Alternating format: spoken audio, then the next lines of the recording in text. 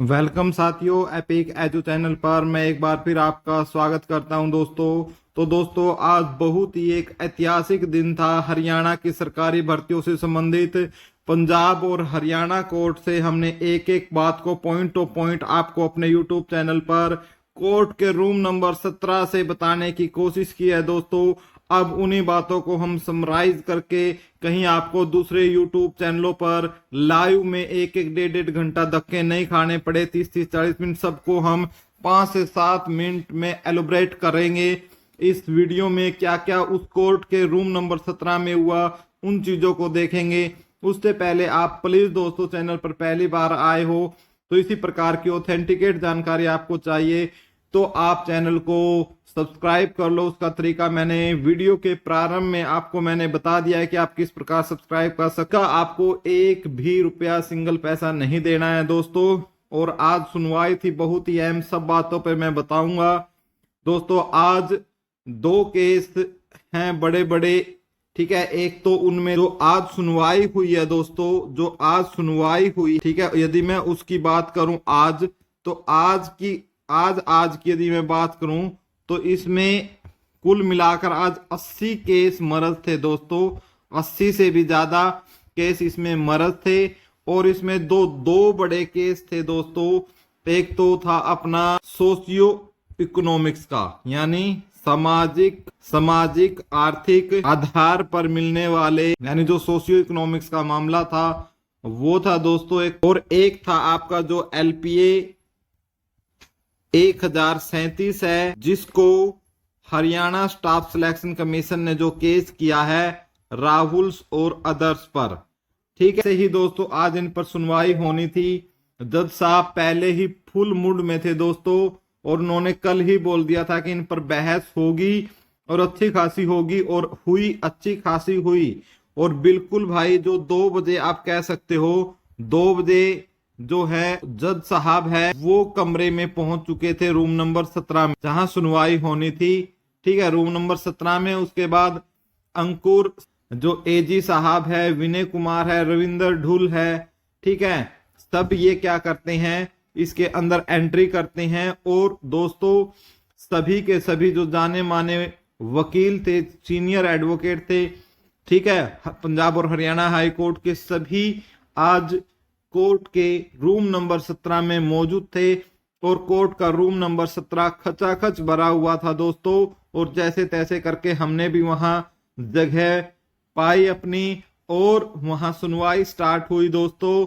और जज साहब ने सुनवाई स्टार्ट करने के साथ ही सबसे पहले सोशियो इकोनॉमिक्स पर आर्ग्यूमेंट स्टार्ट हुई। इकोनॉमिक्स के जो 5 अंक है उनके ऊपर दोस्तों बहस स्टार्ट हुई दोस्तों सबसे पहले।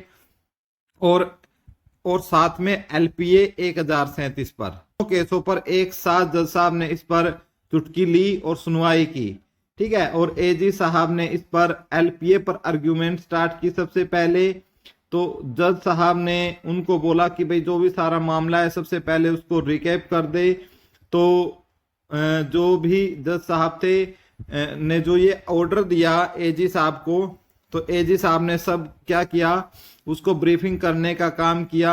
और जो एक कोई एफिडेविट था दोस्तों, जो हमारे सेक्रेटरी विनय कुमार जी ने कोर्ट को फिल करके दिया था, तो सबसे पहले उसकी ही ब्रीफिंग की दोस्तों, ठीक है, उसकी ही ब्रीफिंग AG साहब ने की, ठीक है, जज साहब के सामने, ठीक है। और यदि हम बात करते हैं दोस्तों थर्ड पार्टी वकील की, ठीक है, थर्ड पार्टी वकील की दोस्तों हम बाद में बात करेंगे, ठीक है, थर्ड पार्टी वकील की हम बाद में बात करेंगे, इसको थोड़ा सा पेंडिंग छोड़ के चलते हैं, ठीक है। तो पहले तो AG साहब है दोस्तों, उन्होंने सारी की सारी शॉर्ट ब्रीफिंग कर दी, लगभग 15 मिनट 20 मिनट उन्होंने ली, ठीक है। और फिर 19 दिसंबर का जो 19 दिसंबर उसके ऊपर भी आर्ग्यूमेंट हुई दोस्तों। और वो ब्रीफिंग लगभग चलती रही 5 से 7 मिनट तक। फिर जज साहब ने जो बच्चों को बुलाया गया था, तो उसमें जज साहब ने बोला कि भाई बिना स्कूटनी के बच्चे क्यों बुलाए गए हैं। इस प्रकार के कैंडिडेट जो है, जो सही कैंडिडेट है उसका हक मार लेते हैं, तो फिर ऐसे कैंडिडेट को क्यों बुलाया। तो इस पर भी काफी अच्छी खासी बहस जो है AG साहब ने की। और उन्होंने बोला कि ऐसे 25 से 26 कैंडिडेट ऐसे थे जो गलत थे, जिनको हमने पहले ही बाहर निकाल दिया था। और एक खास बात जो थी दोस्तों आज की सुनवाई में, जो एजी साहब का जो फोकस था दोस्तों, वो था आपका जो 20 ग्रुप है उनको बचाने का, कि कहीं ये 20 ग्रुप के भी जो है वो कैंसिल ना हो जाए, जिनका ये रिजल्ट भी निकाल चुके थे। तो इसलिए उसको ही लेकर जो एजी साहब है लगातार चले हुए थे। और ये एक अच्छी भी बोल सकते हैं भाई, एक अच्छी पहल भी थी एजी साहब की, क्योंकि भाई इनका रिजल्ट आ चुका है और इनमें 4 गुना से कम भी कैंडिडेट है, ये बचने भी चाहिए। ठीक है, तो एजी साहब काफी मतलब इस मामले में कंफ्यूज दिखे कि भाई इनको 20 ग्रुप को बचाने के लिए जाए या 5 अंकों के ऊपर बचाने के लिए जाए। ठीक है, तो फिर काफी इस पर जज साहब और जो है हमारे एडवोकेट जनरल साहब है उनके बीच में हंसी माहौल का भी मामला हुआ। और इसी बीच में जो जज साहब थे भाई, जज साहब ने क्या बोला कि भाई आप इस प्रकार से कर रहे हो, तो ऐसे तो जो सही कैंडिडेट है जो कि 56-57 में है दोस्तों, 56-57 में, वो तो एग्जाम से वंचित रह गए।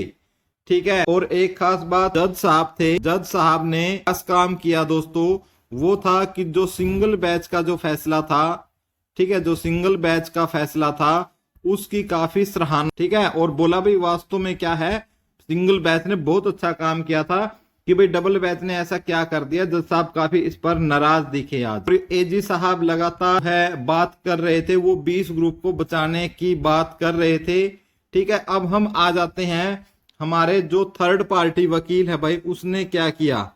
ठीक है, बाकी जो एजी साहब ने किया मैं आगे एक्सप्लेन करूंगा, क्योंकि बीच में थर्ड पार्टी वकील थे जो डीएस पटवालिया जी थे, उन्होंने क्या किया भाई, कोई भी खास प्रिपरेशन करके वो नहीं आए। ठीक है, ऐसा लगा उनको देखकर कि वो बिना तैयारी के आए हैं दोस्तों, और इतनी महंगी फीस लेकर भी यदि अच्छे से आप उन चीजों को नहीं एक्सप्लेन कर पाए, तो फिर इतनी महंगी फीस और बच्चों को लूटने का क्या ही फायदा है दोस्तों। एक से एक भी अच्छी आर्ग्यूमेंट्स इन्होंने या एक अच्छा पॉइंट भी इन्होंने नहीं रखा कि हम उसको बचा सकें। और जो उसके बाद लगभग ये कह सकते हो आप, लगभग 3:30 बजे के आसपास, 3:30 बजे के आसपास जो थर्ड पार्टी वकील था भाई वो जा चुके। बाद दोस्तों बहस स्टार्ट हुई किसके ऊपर, उसके बाद बहस स्टार्ट हुई दोस्तों पोस्ट वाइज पर, पोस्ट वाइज और ग्रुप वाइज पर बहस हुई। और इस पर भी जो हमारे एजी साहब थे इन्होंने काफी अच्छी बहस की, 10 से 15 मिनट इसको ब्रीफ किया और बताया कि भाई हमारा मकसद ये था कि ज्यादा से ज्यादा जो बच्चे थे उनके ऊपर हमारा फोकस करने का था। तो इसी बीच में दोस्तों एक्सप्लेन कर रहे थे, तो उनको बताया गया जो अपोजिट पार्टी की तरफ से कि भाई जो सीईटी पॉलिसी है दोस्तों, सीईटी पॉलिसी है उसमें तो आपका पोस्ट वाइज लिखा हुआ है, इसमें तो आपका क्या है, पोस्ट वाइज लिखा हुआ है। और इन्होंने किया कैसे है, इन्होंने किया कैसे है दोस्तों, ग्रुप वाइज किया है। उसके बाद जो रजत मोर थे दोस्तों, रजत मोर एडवोकेट थे, उन्होंने किसका इश्यू उठाया, ईएसएम और डीएसएम का इश्यू उठाया। लेकिन इस पर सुनवाई करने से जज साहब ने मना कर दिया और बोला कि आज जो सिंगल बैच के जो फैसले हैं उन्हीं को हम सुनेंगे, जो सिंगल बैच के जो फैसले हैं उन्हीं को हम सुनेंगे, ऐसा जज साहब ने इसके ऊपर जजमेंट दिया। और उसके बाद जो 41 क्वेश्चन रिपीट थे उसके ऊपर भी जज साहब ने कोई मतलब आर्ग्यूमेंट नहीं की, और उन्होंने एसएम डीएसएम के ऊपर भी जो है जज साहब ने बोल दिया कि आज जो सिंगल बैच के जो फैसले हैं उन्हीं के ऊपर हम चर्चा करेंगे, इसके अलावा जो ये ईएसएम डीएसएम सिंगल बैच का केस नहीं है, इस पर हम नहीं करेंगे। 41 क्वेश्चन पर भी दोस्तों सेम ऐसा ही हुआ। तो यदि कुल मिलाकर ये आपकी बात है, ये बहस हुई है दोस्तों आज कोर्ट में, जो बातें हुई हैं, और कुछ बातें जो इसमें स्पष्ट तौर से यदि मैं बताऊं आपको, ठीक है, कि सबसे ज्यादा जो बात एजी साहब ने जो फोकस किया है आज, ठीक है, फोकस किया है वो है 20 ग्रुप को बचाने में, कि भाई कहीं ये 20 ग्रुप भी आपके कैंसल न हो जाए। ठीक है, और साथ में एजी साहब ने कोई खास अच्छे तरीके से केस को नहीं लिया दोस्तों, इस केस को हल्के में लिया है।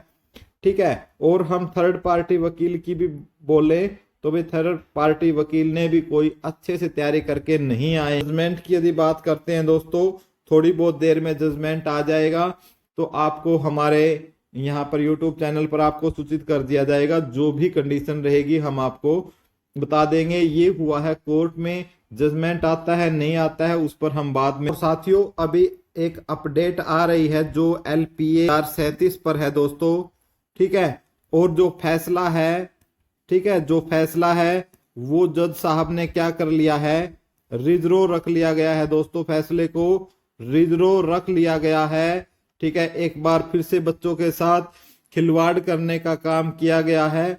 और ऐसा एक और जो है अभी तक कंफर्म नहीं हुआ है, फिर भी मैं आपको बता देता हूं कि जो ग्रुप 56 है दोस्तों, ग्रुप 56 पर जो 41 क्वेश्चन रिपीट का मामला है, ठीक है, ये जो 41 क्वेश्चन रिपीट का मामला है, इसमें अगस्त की डेट दी गई है, ठीक है। जैसे ही अपडेट होती है दोस्तों हम आपको बता देंगे।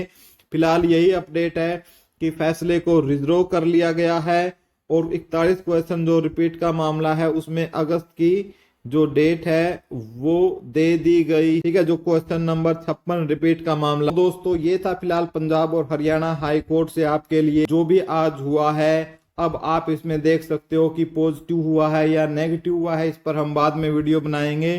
फिलहाल यहीं तक आपका कोटि कोटि धन्यवाद। Thank you.